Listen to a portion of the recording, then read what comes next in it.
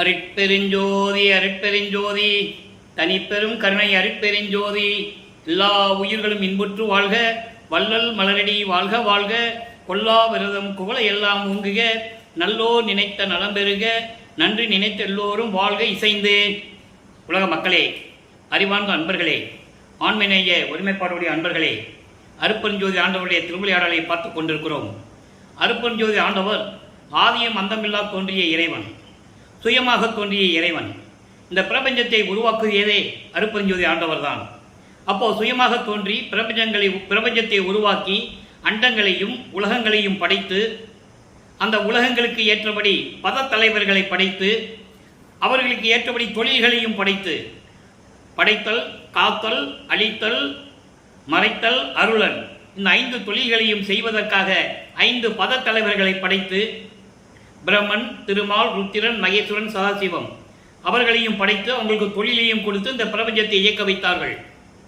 அப்போ இறைவனுடைய திருவிளையாடல் நிறைய நடந்து கொண்டிருந்தது.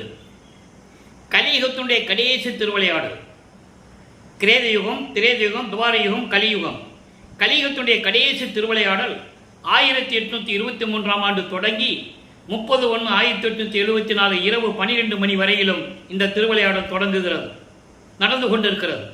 51 ஆண்டுகள் திருவிளையாடல் நடந்து கொண்டிருக்கிறது. ஏன் இனிமேல் திருவிளையாடல் இல்லை என்று சொல்கிறேன் என்றால், இந்த பிரபஞ்சத்தை இயக்கி எல்லா தொழிலையும் செய்து கொண்டு திருவிளையாடல் செய்து கொண்டிருப்பவர் நமது இறைவன் வல்லற்பமானவர்கள்.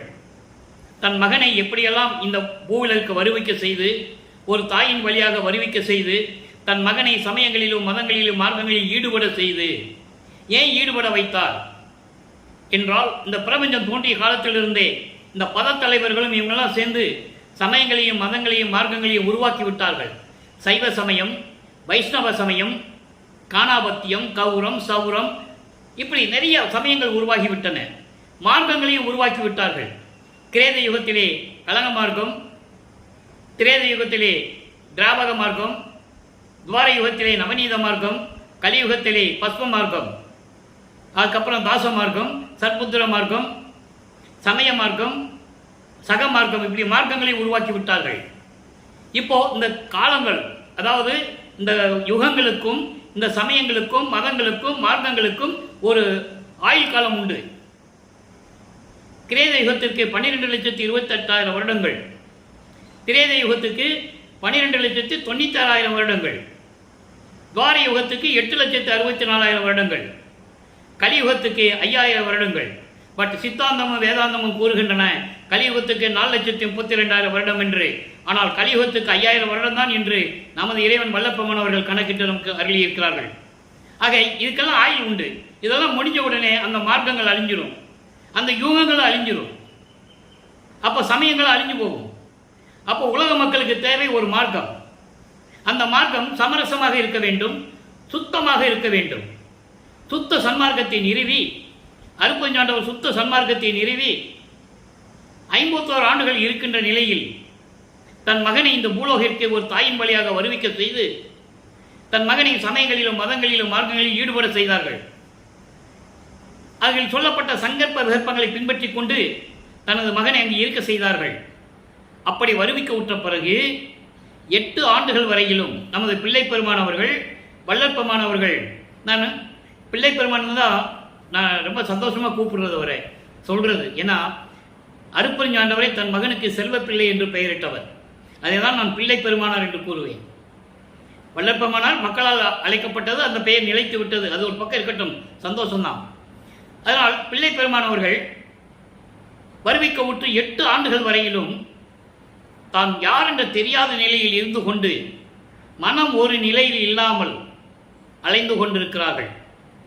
9வது ஆண்டில் தன் மகனை ஆட்கொண்ட அருட்பெருஞ்சோதி ஆண்டவர் மகன் முன் தோன்றி, மகனே, நீ என்னால் வருவிக்க உற்றவன், கலங்காதே, காலங்கள் ஆண்டுகள் இருக்கின்றன, உனக்கு முன்பருவம் பின்பருவம் காட்டி அருள் செய்வேன் என்று கூறிவிட்டு மறைந்து விட்டார். அந்த முன்பருவம் பின்பருவம் என்பது 51 ஆண்டுகளை அதாவது அருட்பெருஞ்சாண்டவருடைய திருவிளையாடல் 51 ஆண்டுகள் நடந்து கொண்டிருக்கிறது. அந்த 51 ஆண்டுகளை 8 8ஆக பிரிக்கிறார். 6 8 48, 6 8களாக பிரித்து ஒவ்வொரு 8 ஆண்டுகளுக்கும் தன் மகனுக்கு எப்படி அருளை கொடுக்கிறார் என்பதுதான் திருவற்பாவிலே இருந்து அருட்பெருஞ்சாண்டியுடைய திருவிளையாடலை நாம் பார்த்து கொண்டிருக்கிறோம். அதோடு மட்டுமல்ல, கடைசி 3 வருடங்கள் இருக்கின்றன.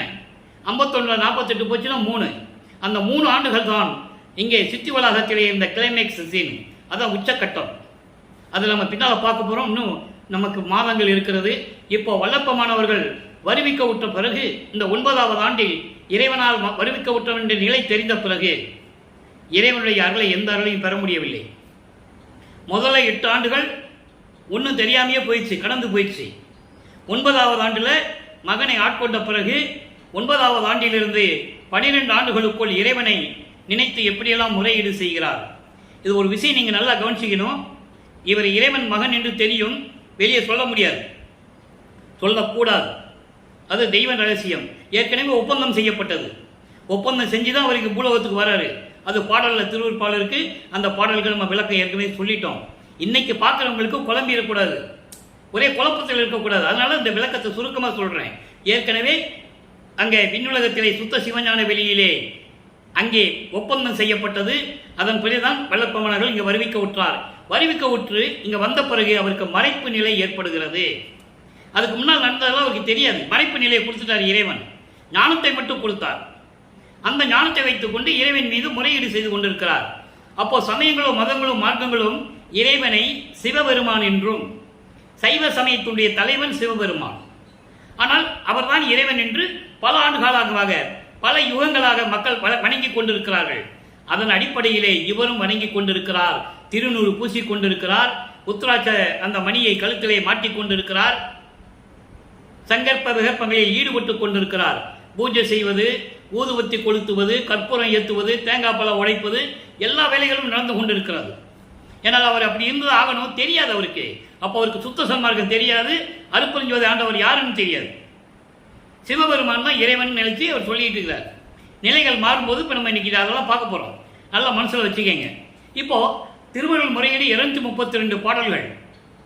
இன்னைக்கு 112வது பாடலை பார்க்க போகிறோம்.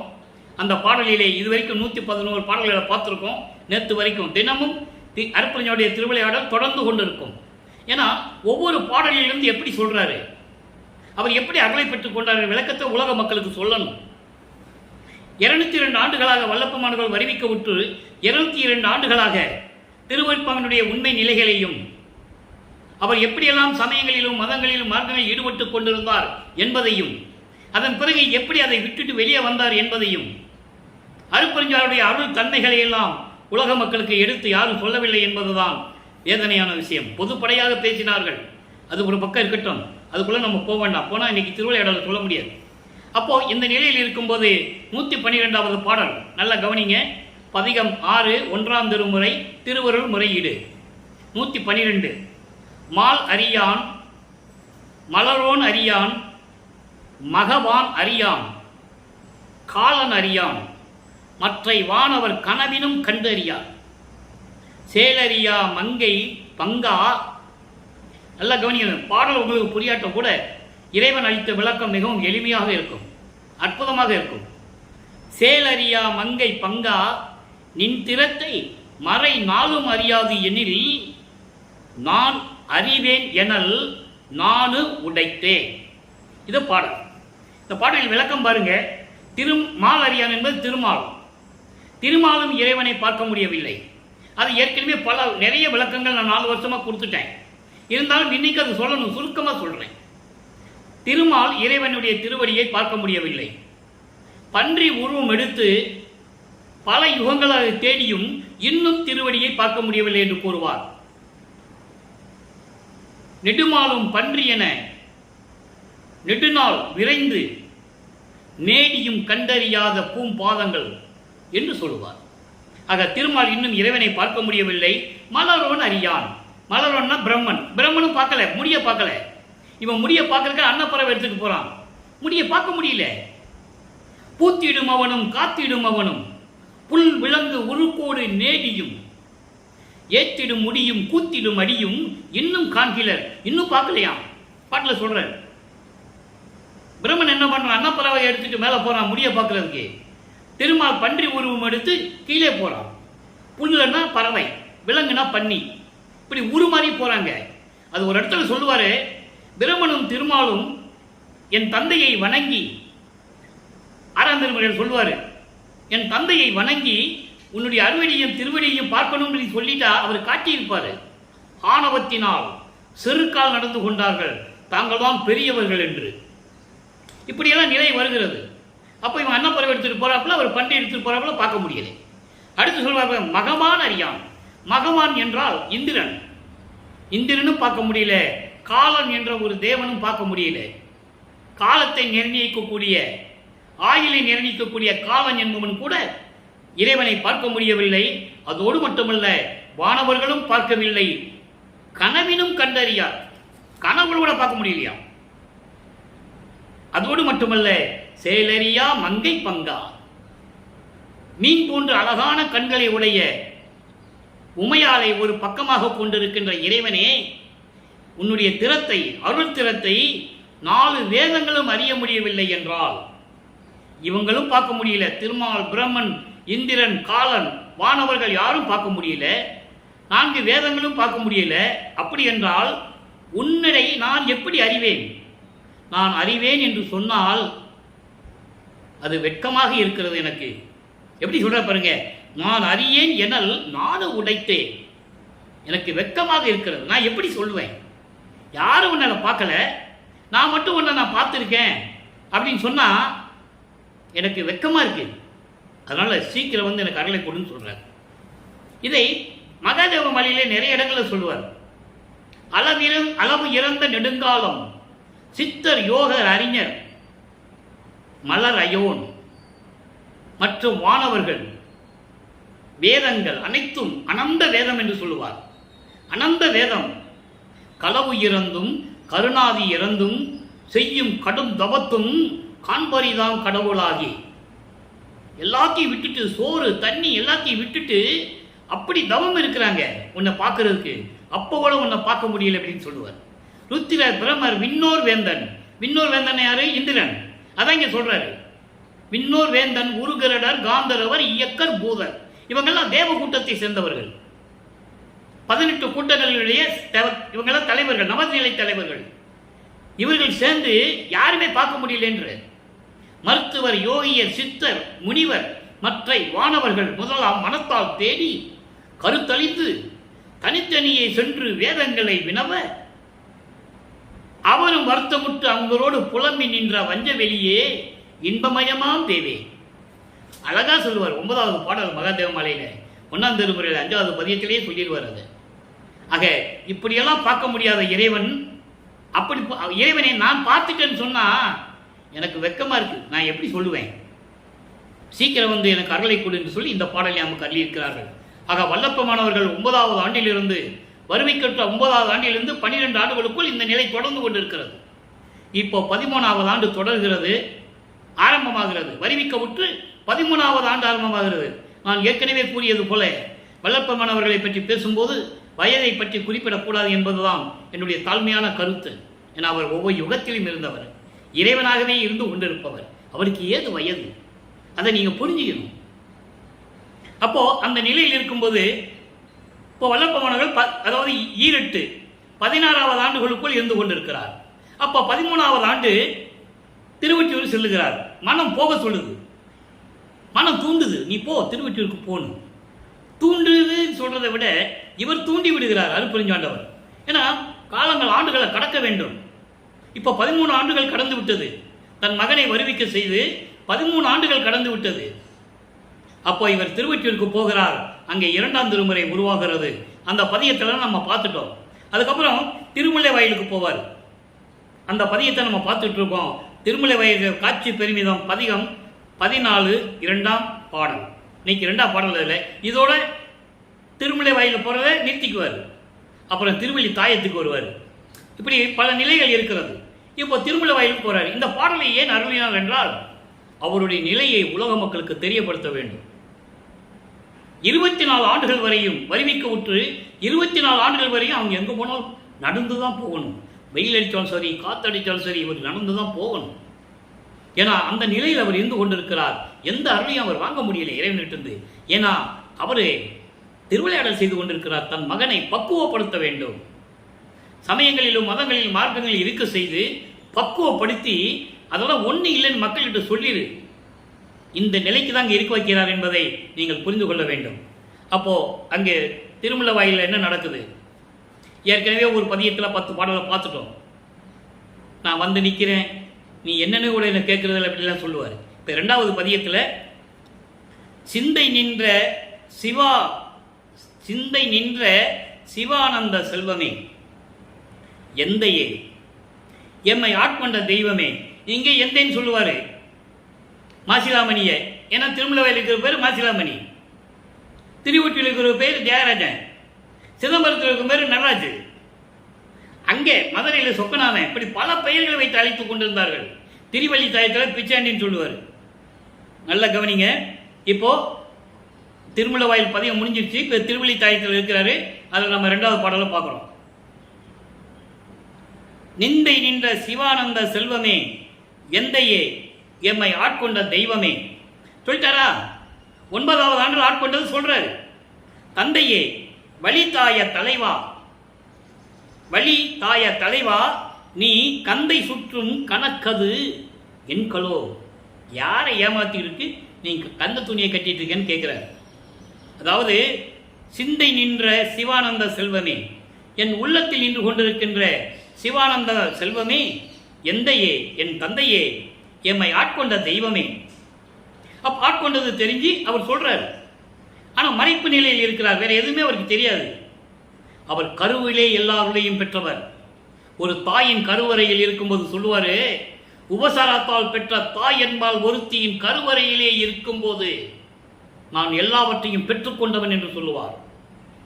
என் தந்தை அங்கே வந்து அருளமதம் கொடுத்தார், அருப்பெருஞ்சோதியை காட்டி ஒளி காட்டினார், எல்லாம் சொல்லுவார்.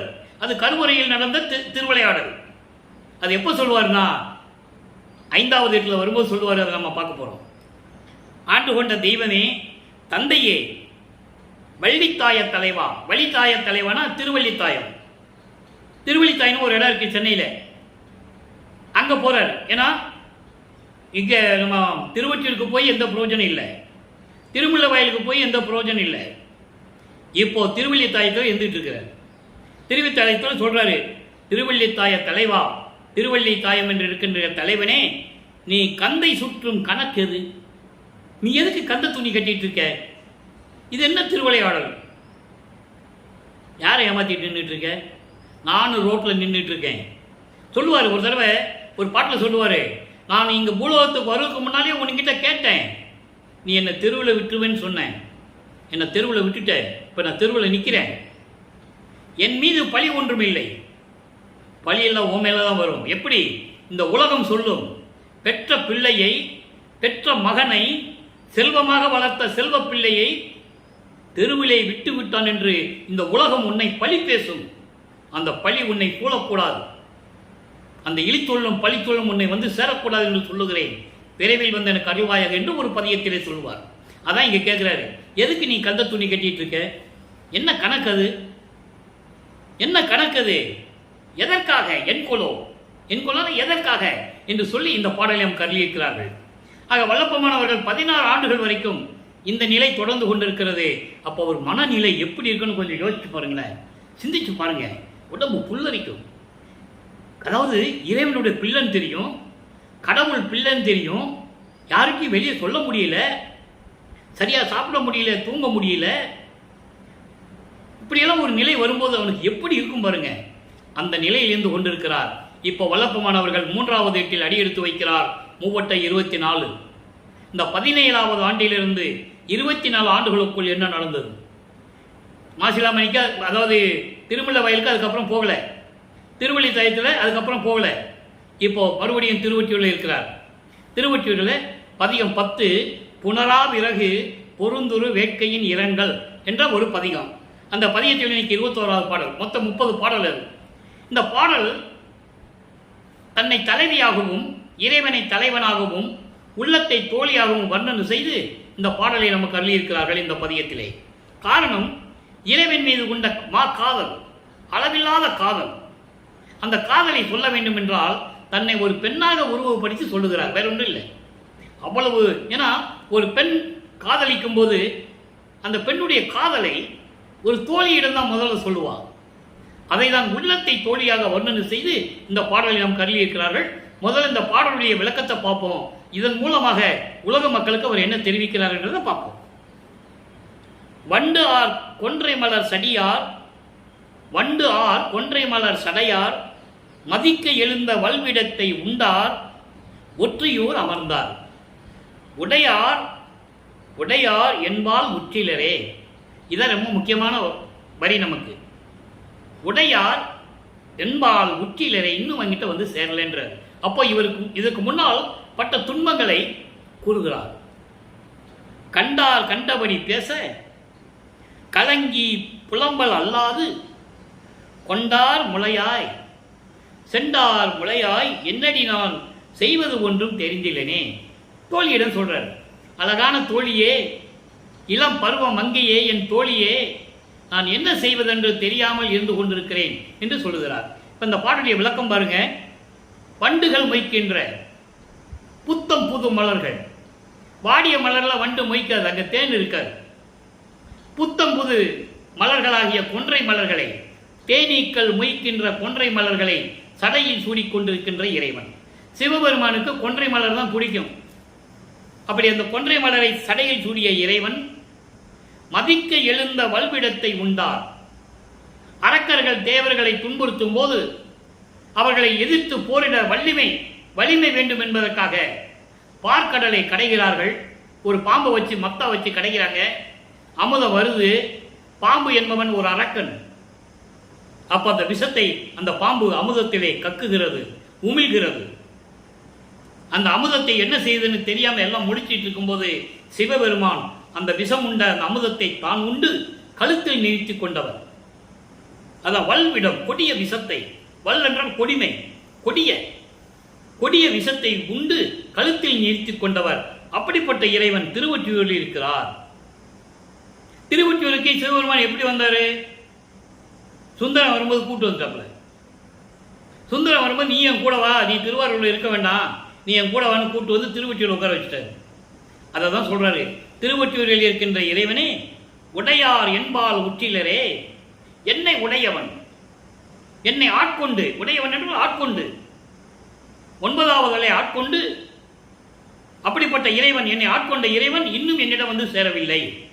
அதாவது பெண்ணாக சொல்வதனால் இன்னும் எனது தலைவன், எனது காதலன் இன்னும் என்னிடம் வந்து சேரவில்லை. நான் என் காதலனை தேடி சென்று கொண்டே இருக்கிறேன் திருவொற்றியூருக்கு. அதை பார்த்து கண்டவர்கள் கண்டபடி பேசுகிறார்கள். இதை பார்த்தவர்கள் கண்டபடி பேசுகின்ற பேச்சு என் காதில் வந்து விழுகிறது. அதை நினைத்து கலங்கி புலம்பி திரிந்து கொண்டிருக்கிறேன். அதானே நான் செய்ய முடியும், அதுதானே என்னால் முடியும். புலம்பிக் கொண்டிருக்கிறேன் என் தோழியே, நான் செய்வது ஒன்றும் தெரியவில்லையே என்று சொல்லி இந்த பாடலை நமக்கு அருளியிருக்கிறார்கள். இதன் மூலம் வல்லப்பெருமானவர்கள் உலக மக்களுக்கு தெரிவிக்கிறார், உலக மக்களே, நான் ஒரு தாயினால் இந்த பூலோகத்திற்கு வருவிக்க உற்று 24 ஆண்டுகள் வரையில் நான் படாத பாடுபட்டு கொண்டிருக்கிறேன். அதான் மெய்யருள் வியப்பு 6ஆம் திருமுறையிலே சொல்லுவார். மெய்யருள் வியப்பு என்ற பதிகத்திலே சொல்லுவார், 12 ஆண்டு தொடங்கி இற்றைய பகல் வரை நான் இந்த படியில் பட்ட பாடு, படி என்பது பூலோகம், பட்ட பாடு, நான் துன்பத்தை நினைக்கில் மலையும் கரையுமே. அடுத்த பாடல் சொல்லுவார், இரும்பும் உருகுமே. இப்பெல்லாம் சொல்லுவார். ஆக 12வது ஆண்டிலிருந்து தொடங்கி 24 ஆண்டுகள் வரைக்கும் எப்படியெல்லாம் நான் கஷ்டப்பட்டேன். இறைவன் என்னை இன்னும் சேர்த்துக்கலையே, இறைவன் எனக்கு அருளை கொடுக்கலையே. உலக மக்களே, இப்படிப்பட்ட இறைவன், பிரம்மனும் திருமாலும் இந்திரனும் வானவர்களும் வேதங்களும் பார்க்க முடியாத இறைவன் எனக்கு காட்சி கொடுத்து என்னை ஆட்கொண்டு, மகனை என்னால் வருவிக்க விட்டவன் என் மகன் என்று கூறிவிட்டு சென்று விட்டார். வரவில்லையே, நான் என்ன செய்வேன்? உலக மக்களே, என்ன செய்வதென்று தெரியாமல் நான் புலம்பிக் கொண்டிருக்கிறேன். கண்டவர்கள் எல்லாம், என்னை பார்க்கின்றவர்கள் எல்லாம் கண்டபடி பேசுகிறார்கள், ஏளனப்படுத்துகிறார்கள், இழிவாக பேசுகிறார்கள். இதையெல்லாம் கேட்டு நான் கலங்கி புலம்பிக் கொண்டிருக்கிறேன். உலக மக்களே, 24 ஆண்டுகள் வரைக்கும் இறைவன் எனக்கு எந்த அருளையும் கொடுக்கவில்லை என்று உலக மக்களுக்கு சொல்லிக் கொண்டிருக்கிறார் நமது இறைவன் வல்லப்பமானவர்கள். அடுத்து இப்ப 4ஆம் திருமுறை உருவாகிறது. 4ஆம் திருமுறை என்பது 4வது 8, 4 8 32. இப்போ 24 ஆண்டுகள் வரைக்கும் ஒன்றும் ஆகலை. அடுத்து 25வது ஆண்டிலிருந்து 32 ஆண்டுகளுக்குள் என்ன நடந்தது? அந்த 8 வருஷத்துல 6 8 48 பிரிக்கிறார் 51 வருஷத்தை. இப்போ 4வது 8ல நம்ம இருக்கிறோம். இப்போ 4வது 8ல என்ன நடந்தது? 25 ஆண்டிலிருந்து 32 ஆண்டுகளுக்குள் என்ன நடந்தது என்பதை இப்போ நம்ம பார்க்க போறோம். இப்போ என்ன பண்ணிட்டார் தெரியுமா? இந்த ஒரு சீன் மட்டும் சொல்லிட்டு, அதாவது தனக்கோடி அம்மையாருக்கு தாலி கட்டி இதை சொல்லிதான் ஆகணும், தினமும் சொல்லணும். இறைவனுடைய திருவிளையாடலை சொல்லும்போது தனக்கோடி அம்மையார் இவருக்கு தாலி கட்டி அந்த அம்மாவுக்கு விமோசனத்தை கொடுத்தது சொல்லிதான் ஆக வேண்டும். அது ஒரு திருவிளையாடல். அது ஏன் தாலி கட்டினார் என்றதை அங்கு பிரபஞ்சத்திலேயே முடிவு பண்ணது. சுத்த சிவஞான வெளியிலே அங்க உரையாடினது தந்தையும் மகனும். பாடல் இருக்கு திருவட்பாவில, மறுக்க முடியாது யாரும். அப்போ அதன்படி இவருக்கு ஞானம் கிடைத்து விட்டது அல்லவா? இப்போ அந்த திருவிளையாடலை முடிக்கணும். அந்த பெண்ணுக்கு தாலி கட்டி விமோசனம் கொடுத்துட்டு அந்த பற்றை நீக்கிட்டு வெளியே வரணும். அப்போ அந்த மாதிரி பண்ணிட்டு அந்த திருமணத்தின் போது பிரம்மன் திருமால் ருத்திரன் எல்லாம் வந்து உட்கார்ந்துட்டு இருக்காங்க. நம்ம அப்பாவும் அம்மாவும் வரலையேன்னு தேடுறாரு. இவர் அப்படியே தேடுறாரு, வரல. அவங்க ஏன் வந்தாங்கன்னா இவரை பார்க்கறதுக்கு அவங்க வந்து உட்கார்ந்துருக்காங்க. இவங்க வந்ததுனால அவர் வரல. இப்போ நம்ம போக வேண்டாம், தனியாக போய் பார்த்துக்கலான்னு சொல்லி 2 குதிரை மாட்டின தேரில் ஒரு நாள் இரவுல, அன்று இரவுல, முதல் நாள் இரவுல குதிரை மாட்டின தேர், 2 குதிரை மாட்டின தேரில் சிவகாமி வெள்ளியும் அருப்பஞ்சாண்டு வந்து மகனை வாழ்த்தியதை நம்ம ஏற்கனவே பார்த்துட்டோம். திருநெல்வேலி புகழ்ச்சியில் அந்த பாடல் 2 நாளைக்கு முன்னால் நம்ம விளக்கம் கொடுத்துட்டோம். அப்போ இப்படிப்பட்ட நிலையில் அதையும் செய்துவிட்டு வீட்டுக்கு வந்தாரு, கதவை பூட்டினாரு, தாப்பா போட்டார். இனிமேல் நம்ம திருவொற்றியூருக்கும் போகக்கூடாது, திருமலை வயலுக்கும் போகக்கூடாது, திருமலை வயலுக்கும் போகக்கூடாது, எங்கேயும் போகக்கூடாது, ஒரு பிரயோஜனம் கிடையாது. அவரா வந்தால் வரட்டும், இல்லைன்னா என்ன வேணாலும் பண்ணிக்கிட்டு சொல்லி கதவை பூட்டிக்கிட்டார். அப்போ இறைவன் பார்க்கிறார். அருப்பெருஞ்சோதி ஆண்டவர் இப்பவும் சொல்றேன், அவர் அருப்பெருஞ்சோதி சொல்லவே மாட்டார். இப்போ தெரியும் அவருக்கு. இப்போ அருப்பெருஞ்சோதி தெரியும், சுத்த சன்மார்க்கம் இருக்கிறது தெரியும், நம்ம கிட்ட கொடுக்க போறாருன்னு தெரியும், எல்லாம் தெரியும் அவருக்கு. அப்போ ரூமுக்குள்ள பூட்டாரா? இப்போ நம்ம நேரடியாக போய் நின்னோம்னா, வீட்டுக்குள்ளே போய் குதிச்சு அப்படியே இருந்தோம்னா அவன் மனசு சாந்தப்படாது. அவனை சாந்தப்படுத்தணும், சமாதானப்படுத்தணும் மகனன்னு சொல்லி தெருவழியா நடந்து வர்ற மாதிரி வர்றாரு. நல்லா புரிஞ்சுக்கணும் நீங்க. இப்போ அந்த நிலையை உலக மக்களுக்கு சொல்றார் பாட்டில். நல்லா பாருங்க. 12 4ஆம் திருமுறை அருட்பிரகாச மாலை 37வது பாடல். மொத்தம் 100 பாடல்களை கொண்டது. இந்த பாடலில் இன்னைக்கு என்ன சொல்றாரு? தினமும் ஒவ்வொரு விதமாக கூறுவார். எப்படி நடந்து வந்தாரு, எதுக்காக வந்தாரு, எப்படிப்பட்ட இறைவன் அப்படின்லாம் சொல்லுவாரு. இன்னைக்கு என்ன சொல்றாருன்னு பார்ப்போம். மூவருக்கும் எட்டாது தெளிவா சொல்றாரு. இப்ப நம்ம பார்த்தோம்ல, மாலறியான், மலரோன் அறியான், மகவான் அறியான் அப்படின்னு, அதை இங்க சொல்றாரு. மூவருக்கும் எட்டாது மூத்த திருவடிகள். முதல்ல பாடலை சொல்லிடுறேன், அப்புறம் விளக்கம் கோர்வையா சொல்லும்போது உங்களுக்கு புரியும். மூவருக்கும் எட்டாது மூத்த திருவடிகள் முழுது இரவில் வருந்தியிட முயங்கி நடந்து அருளி யாவருக்கும் இழிந்தேன் இருக்கும் இடம் அடைந்து எழில் கதவம் திறப்பித்து. நல்லா படிக்கணும், திறப்பித்து. அவர் வந்துதான் திறக்கிறாரு. இவர் பூட்டவர் தான். எப்படி திறப்பாரு? அவரை அருள் கையை காட்டா தாப்பா ஓட போகுது. திறப்பித்து உள் என்னை அழைத்து மகனே தேவருக்கும் அரிது இதனை வாங்கு என என் கரத்தே சித்தம் மகிழ்ந்து அளித்தனை. இதனை வாங்கு. எது பின்னால சொல்ல போறோம். நல்லா ஞாபகம் வச்சுட்டே வாங்க. நின் திருவருள் என் என்பேன் பூவருக்கும் பொழி தில்லை அம்பலத்தே நடனம் புரிந்து உயிருக்கு இன்பம் அருளும் பூரண வான் பொருளே. இது பாடல். இப்ப இந்த பாடல் என்ன சொல்றாருன்னா, எப்படிப்பட்ட திருவடிகள் சொல்றாரு. திருவடிகள் நடந்து வரும்போது அந்த திருவடியுடைய பெருமையை சொல்றாரு. மூவருக்கும் எட்டாது பிரம்மன், திருமால், ருத்திரன் என்ற இந்த 3 தேவர்களுக்கும் 3 பதத்தலைவர்களுக்கும், கடவுளர்கள் கிடையாது, பதத்தலைவர்கள் என்பதை நீங்கள் மனசில் வச்சுக்கணும். நம்ம மூவருக்கும் எட்டாத, மூவரும் அறிய முடியாத அந்த மூத்த திருவடிகள். மூத்த திருவடிகள் என்ன? பிரபஞ்சத்தை உருவாக்கிய திருவடிகள். அப்படிப்பட்ட திருவடிகள் இரவு முழுவதும் அப்படிப்பட்ட திருவடிகள் வலிக்க வருந்தியிட, திருவடிகள் வலிக்க திருவடிகள் வலிக்க நடந்து அருளி நடந்து அருளி நடந்து அருளி யாவருக்கும் இழிந்தேன் இருக்கும் இடம் தன்னை. அவரை இழிந்தேன் என்று சொல்கிறார். தன்னை தாழ்த்தி கொள்ளுகிறார். தந்தையின் முன்னு தன்னை தாழ்த்தி கொள்ளுகிறார். இருக்கிற இடத்தை அடைந்து எழில் கதவம் திறப்பித்து அழகான தெருக்கதவை திறக்க செய்து உள்ளே என்னை அழைத்து மகனே என்று அழைத்து, நல்ல நீங்க கவனிக்கணும், மகனே என்று அழைத்து, தேவருக்கும் அரிது, தேவர்களுக்கு கூட நான் கொடுக்கல, அப்படிப்பட்ட அரிதான ஒரு அருள் கொடை இது, நீ கையில வாங்கிக்கோ, இதனை வாங்கு என என் கரத்தே என் கையில் சித்த மகிழ்ந்து அளித்தனை, உள்ள மகிழ்ந்து உள்ள பூரிப்போடு எனக்கு கொடுத்தாய், உன்னுடைய திருவருளை நான் என்னவென்று சொல்லுவேன். பூவருக்கும் பொலித்தில்லை அம்பலத்தை நடம் புரிந்து உயிருக்கு இன்பம் அருளும் பூரண வான்பொருளே. பூவருக்கும், பூவருக்குன்னா பூலோகத்தில் கூட. அப்போ சத்தியஞான சபை கட்டளை வரு, நல்லா புரிஞ்சுக்கிட்டே வரணும். நீங்க சத்தியஞான சபைக்கு கட்டாதனால அங்க விண்ணுலகத்தில் இருக்கிற சத்தியஞான சபை இருக்குல்ல, அதை பற்றியே பேசிட்டு இருக்கோம். நம்ம இன்னும் நம்ம அந்த 6வது எட்டுக்கு வரல. 6வது எட்டுல தான் சத்தியஞான சபையை நிறுவனது, தர்மசாலையை நிறுவனது, நீதிமன்றத்துக்கு போனது, இதெல்லாம் அப்புறம் தான் இருக்கு. புரியுது உங்களுக்கு? அதுக்கப்புறம் கல்பட்டையாவை அங்க இடத்துல போய் அவர் கூட்டு வந்தது எல்லாம் திருவிளையாடல் தான், 21 திருவிளையாடல். நம்ம பின்னால பேச போறோம், பின்னால சொல்ல போறோம். இப்போ அங்க இங்க இல்லாதனால என்ன பண்றாரு, அப்போ தில்லையிலே இருப்பதை சொல்லுகிறார். தில்லையிலே இருப்பதை சொல்லுகிறார். தில்லை அம்பலத்தே, பூலோகத்தில் இருக்கிறவங்களுக்கு தில்லை அம்பலத்திலிருந்து அருள் செய்து கொண்டிருந்தார். சத்தியஞான சபை கட்டு போய் அங்க ஒண்ணு இல்லை, அது வேற விஷயம். சும்மா போய் தான் பார்த்துட்டு வரணும், மதிய சோறையும் எல்லாம் பார்த்துட்டு வரலாம். அருள் எல்லாம் இங்கே தான் கிடைக்கணும், சத்தியஞான சபையில தான் கிடைக்கணும், வடலூர்ல. அந்த விளக்கத்தை அப்புறம் பேசுவோம். இப்போ அப்படி பூலோகத்தில் இருக்கின்றவர்களுக்கும் தில்லையிலே, அழகு மிகுந்த தில்லையிலே அருள் செய்து கொண்டு உயிர்களுக்கு இன்பத்தை அளித்துக் கொண்டிருக்கின்ற இறைவனே அப்படின்னு சொல்றார்.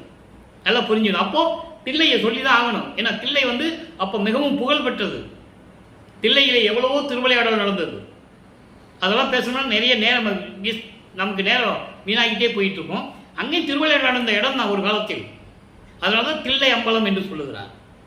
அப்போ அந்த அம்பலத்திலே நடனம் புரிந்து உயிர்களுக்கு இன்பத்தை அளித்துக் கொண்டிருக்கின்ற பரிபூரணமான இறைவனே என்று சொல்லுகிறார். ஆக இதுவரைக்கும் வராத இறைவன் மகன் கோபத்தை தணிப்பதற்காகவும் ஆண்டுகள் கடந்து கொண்டிருக்கிறது.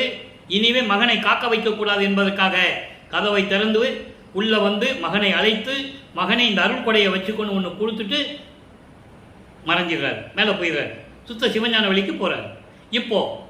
இப்போ எல்லாம் நடந்து முடிஞ்சு போச்சா? இப்போ இவர் அதுக்கப்புறம் போய் மேலே போய் சுத்த சிவஞான வழி சுத்த சன்மார்க்கத்தை வாங்கிட்டு வந்தது 33வது ஆண்டில் சுத்த சன்மார்க்கத்தை வாங்கியாச்சு. அந்த பதிகளை நம்ம பார்த்துட்டோம். அந்த பாடலுக்கின்ற விளக்கங்கள், உண்மைகள் எல்லாவற்றையும் நம்ம பார்த்துட்டோம். சுத்த சன்மார்க்கத்தை வாங்கி போறாரு. அங்க பொற்சமையும் சிற்சமையும் கூடிய ஒரு பெரிய மணிமண்டபம் இருக்குது. அந்த மணிமண்ட நடுவிலே ஒரு இருக்கையை அமைத்து அருட்பெருஞ்சாண்டவர் தன் மகனை வரவேற்று இங்கிருந்து போறாரு. அவரு தத்துவங்களை கடந்து எல்லா அண்டங்களையும் கடந்து போயிட்டு இருக்கிறாரு. நல்லா புரிஞ்சுக்கணும். நீங்க எல்லாம் சொல்லுவாங்க மாட்டு வண்டியில வந்தாரு, நேரா சென்னையிலேருந்து அப்படியே கிளம்பி மாட்டு வண்டியில வந்தாருன்னு சொல்லுவாங்க. அதை அந்த விளக்கத்துக்குள்ள நம்ம போக வேண்டாம். நமக்கு அருட்பாவில் திருவருட்பாவில் வள்ளற்பெருமான் என்ன சொன்னார், இறைவனுடைய திருவிளையாடல் எப்படி நடந்தது, அதான உண்மை. அதை மட்டும் தான் இப்போ நம்ம சொல்லிட்டு இருக்கோம். மித்த விளக்கங்கள்லாம் இருந்துக்கு போகட்டும். செவி வள செய்திகள் நிறைய வரும். அது இந்த காலத்தில் மட்டுமல்ல, புராண காலங்களில் இருந்து கூட 4 யுகங்களிலும் செவி வெளி வந்த செய்திகள் அந்த இதெல்லாம் வரும். அது ஒன்றும் பிரச்சனை இல்லை. அது நம்ம அந்த விளக்கத்துக்குள்ளே போக வேண்டாம். அப்போ அங்க போயிட்டு மகனை எதிர்கொண்டு என் மகன் வருகிறான் என்று சொல்லி மகனை எதிர்கொண்டு அழைத்து கொண்டு அங்கே இருக்கின்ற பொற்சபையும் சிற்சபையும் இருக்கின்ற அந்த சத்தியஞான சபையிலே நடுவிலே அமர வைத்து எல்லாருக்கும் அறிமுகப்படுத்துகிறார். இவன் என் மகன், வருகின்ற காலங்களில் பிரபஞ்சத்தை இயக்கப் போகிறான். அருட்பெருஞ்சோதி சிம்மாசனம் இவனுக்கு தான். பாடல் இருக்கே, எல்லாத்தையும் சொல்லுகிறார். அப்போ பிரம்மனும் திருமாலும் ருத்திரன் மாணவர்கள் எல்லாம் எழுந்து நின்று வணங்குகிறார்கள். வள்ளற்பெருமானவர்களை நமது பிள்ளை பெருமானவர்களை வணங்குகிறார்கள். அருள் கடலே என்று சொல்லி வணங்குகிறார்கள். பாடல் உண்டு, பாடல் இருக்கு, அருள் கடலே என்று சொல்லி வணங்குகிறார்கள். ஆக அப்படிப்பட்ட நிலைகளை எல்லாம் பார்த்துவிட்டு சுத்த சன்மார்க்கத்தை வாங்கி கொண்டு மீண்டும் வள்ளற்பெருமானவர்கள் பூலோகத்துக்கு வருகிறார். நேர கருங்குழிக்கு தான் வர. அதெல்லாம் நம்ம ஒவ்வொரு பாடம் இப்போ பார்த்துட்டு இருக்கோம். இப்போ வள்ளற்பெருமானவர்கள் 6வது எட்டில் இருந்து கொண்டிருக்கிறார். 6 41வது ஆண்டிலிருந்து வருவிக்க உற்று அவர் 41வது ஆண்டிலிருந்து கிட்டத்தட்ட 1864 1864ஆம் ஆண்டிலிருந்து என்ன நடக்குது, அந்த 8 ஆண்டுகளுக்குள் என்ன நடக்குது? அதுக்கப்புறம் தான் அவர் தர்மசாலையை போய் நிறுவனது, அப்புறம் அங்கேருந்து வந்து மேட்டுக்குப்பத்துக்கு வந்தது, சத்தியஞான சபை கட்டினது, எல்லாமே அப்புறம் தான் வரும். அது இன்னும் நாள் இருக்குது நம்ம சொல்கிறதுக்கு. இப்போ இந்த நிலையை மட்டும் சொல்கிறோம். திருப்பி வந்துட்டார் பூலோகத்துக்கு. வந்து எப்படி சொல்கிறாரு? அருள் விளக்க மாலை கொடுக்குறாரு.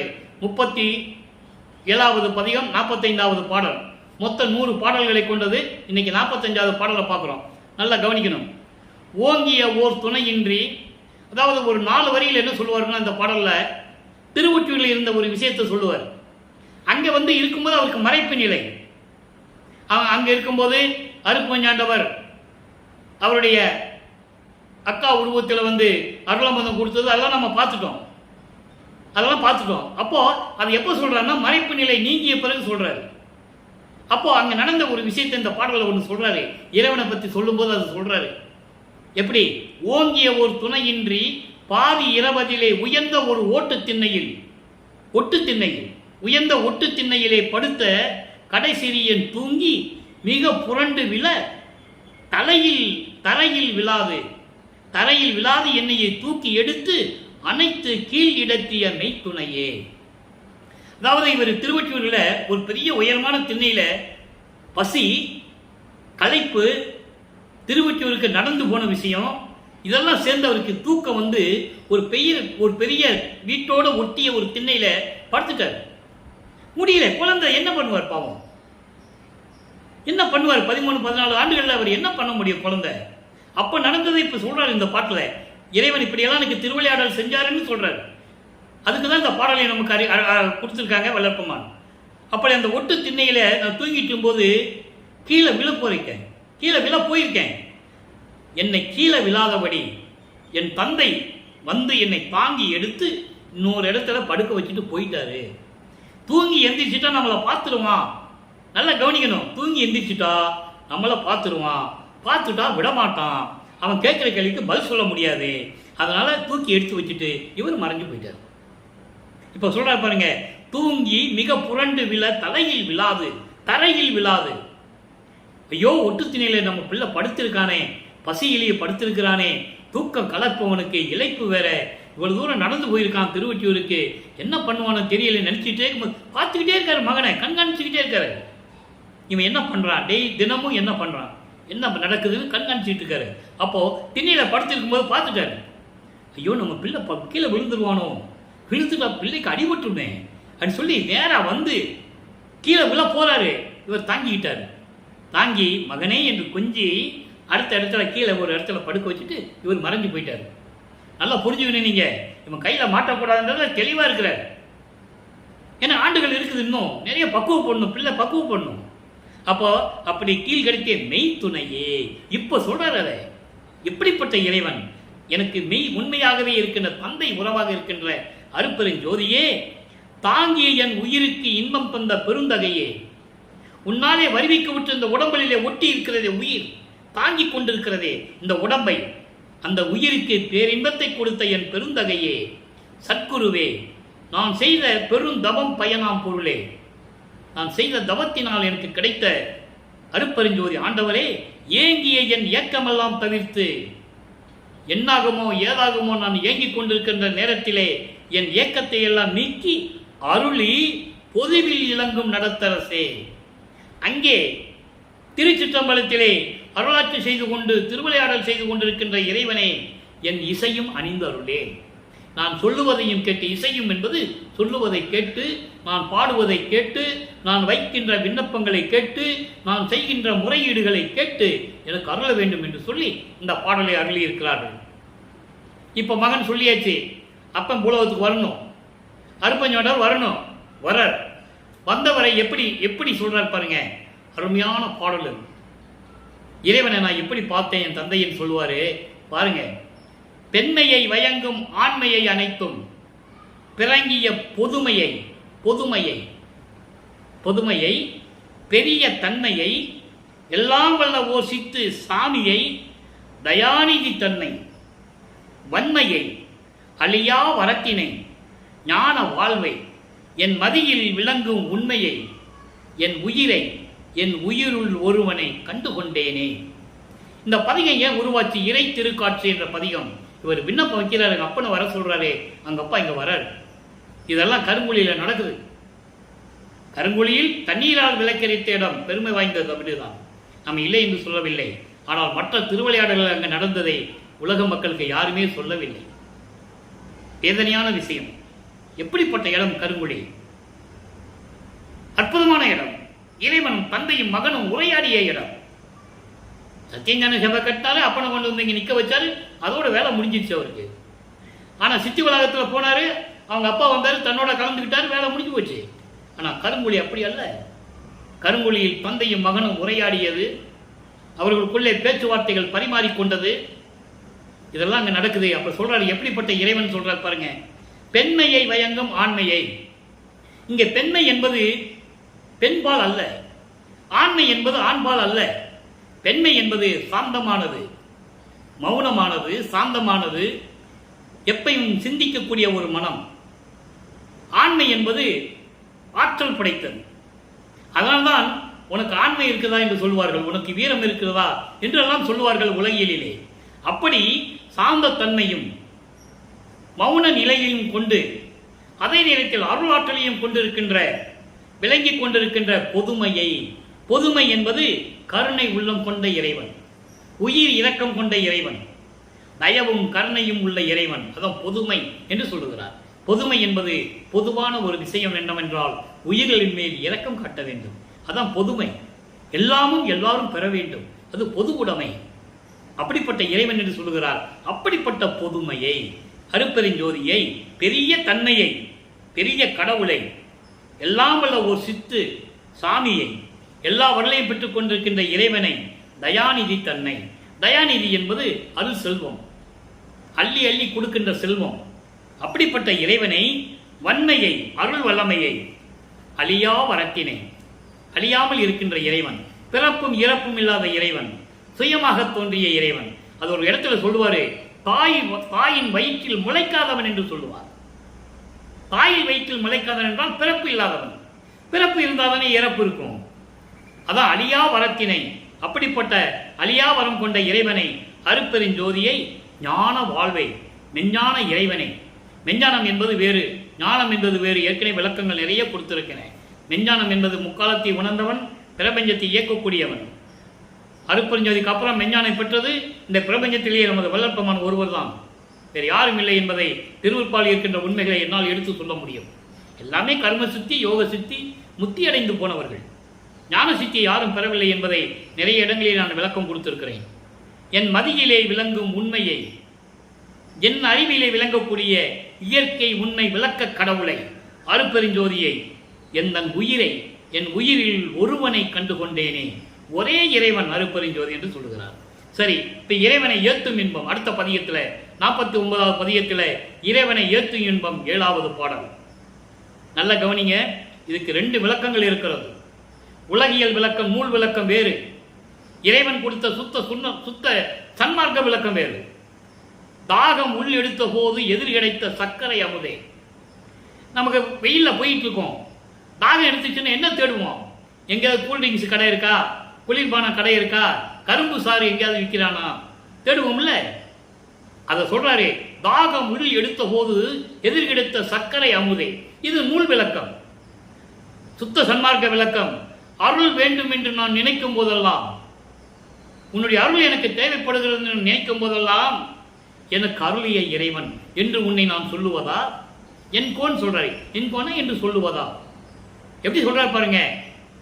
அதாவது நான் அருள் வேண்டும் என்று நினைக்கும் போதெல்லாம் நான் எண்ணியபடி எனக்கு அருளும் தெய்வம் என்று சொல்லுவார். அப்படி உனக்கு அருளை வேண்டும், எனக்கு வேண்டும் என்று நினைக்கும் போதெல்லாம் எனக்கு அருளிய தெய்வம் அருட்பெருஞ்சோதி என்று உன்னை நான் சொல்லுவதா? மோகம் வந்து அடுத்த போது கைபிடித்த முகல் நகை கணவனே என்று சொல்லுகிறார்.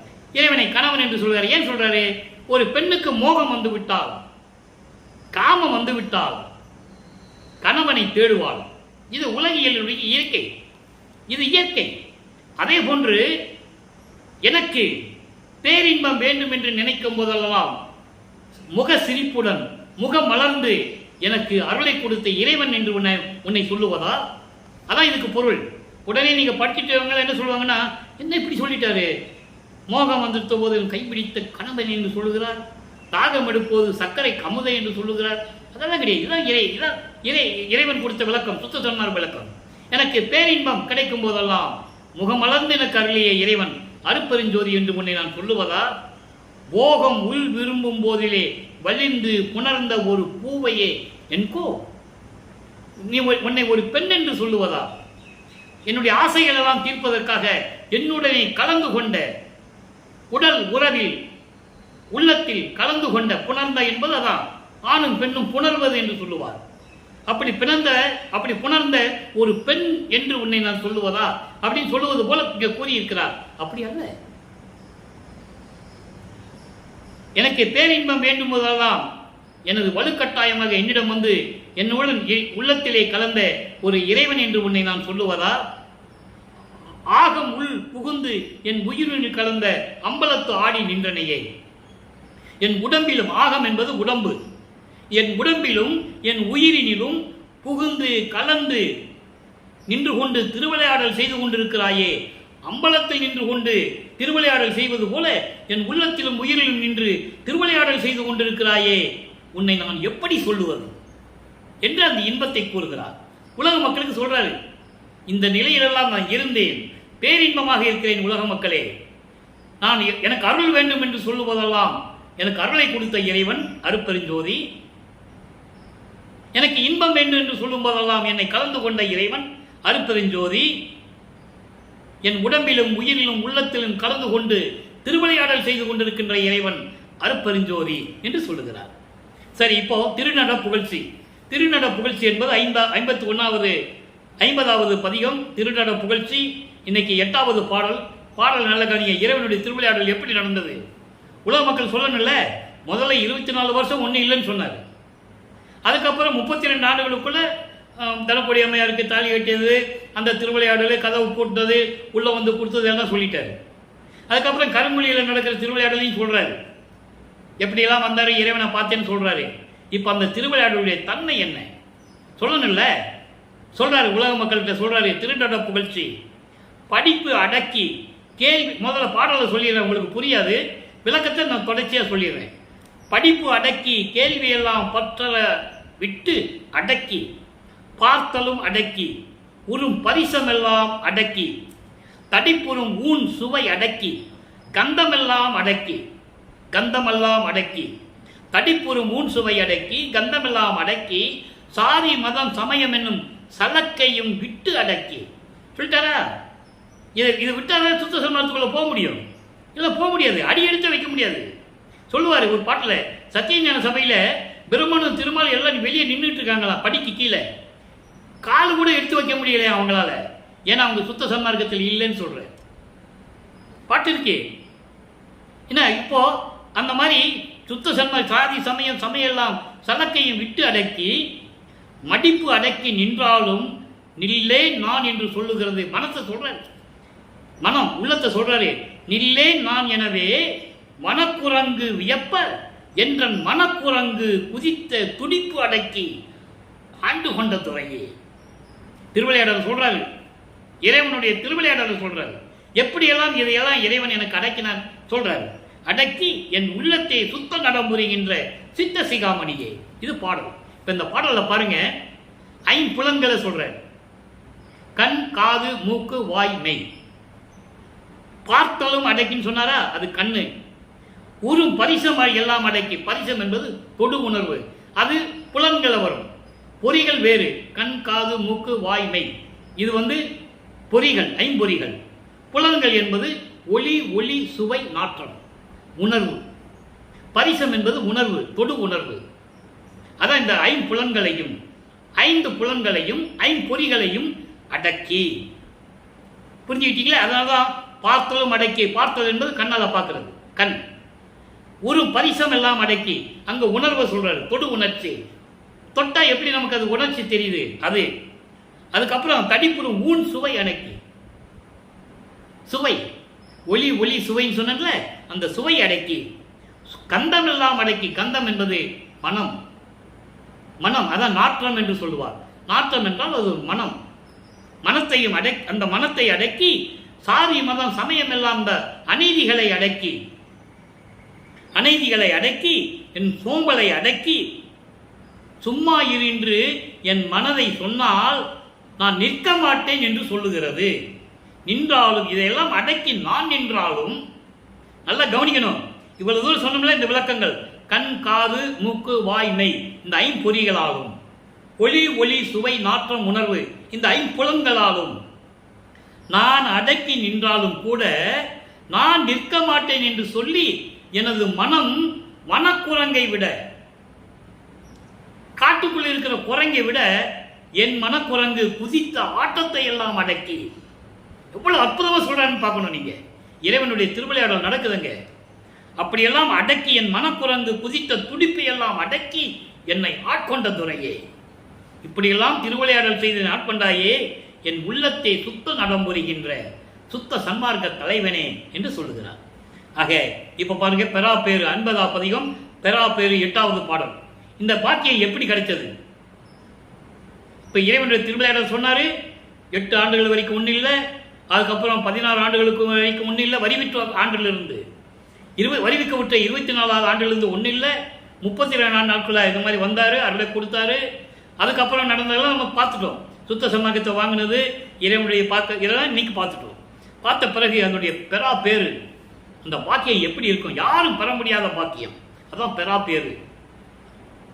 ஆடக பொற்சபை நடுவே நாடகம் செய்தருளும் அம்மே, என் அப்பா, என் ஐயா, என் அரசே, ஏடகத்தே எழுதாத மறைகள் எல்லாம் கலித்தே என் உள்ளத்தே எழுவித்த என் உரிமை பதியே. அன்பர்களே, பாடல் மட்டும்தான் எழுதிட்டு வருவேன். விளக்கம் இறைவன் என் உள்ளத்திலிருந்து கொடுப்பது என்பதை மிக மனப்பூரிப்போடு சொல்லிக் கொண்டிருக்கிறேன். பாடல் மட்டும்தான், ஏன்னா 6000 பாடலை மனப்பாடம் பண்ண முடியாது. பாடலை மட்டும்தான் இந்த இதில் நான் எழுதிட்டு வருவேன். விளக்கம் எல்லாம் இறைவன் கொடுக்குற விளக்கம்.